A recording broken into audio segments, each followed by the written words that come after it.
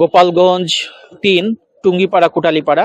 এখানে টুঙ্গিপাড়ায় আমাদের শামসুল হক ফরিদপুরি রহমাতুল্লাহ আলাইহির মাদ্রাসা আছে এবং এটা উনি এই অঞ্চলটাকে ইসলামের জন্য আবাদ করেছেন এবং এই অঞ্চলের মানুষকে কিন্তু তিনি মানুষের সেবক হওয়ার জন্য শিখিয়ে গিয়েছেন। আমাদের বঙ্গবন্ধু শেখ মুজিবুর রহমানও কিন্তু বিভিন্ন সংগ্রামে ওনার কাছে দোয়া নিতে, আশীর্বাদ নিতে গিয়েছেন। তো যেহেতু টুঙ্গিপাড়া কোটালীপাড়া আমাদের সদর শাহ হুজুরের এলাকা এবং জাতির জনক বঙ্গবন্ধুর এলাকা, এই জায়গার মানুষ ইসলাম প্রিয়। যেহেতু এবার আওয়ামী লীগ নেই, সেহেতু সবাই দলমত নির্বিশেষে ইসলামী জোটের পক্ষে ভোট দিবে এবং সেই আশাবাদ সবাই ব্যক্ত করছে।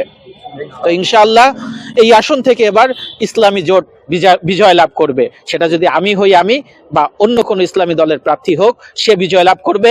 আমরা সবাই ঐক্যবদ্ধ এবং ঐক্যবদ্ধভাবে আমরা আমাদের বিজয় ছিনিয়ে আনবো ইনশাআল্লাহ।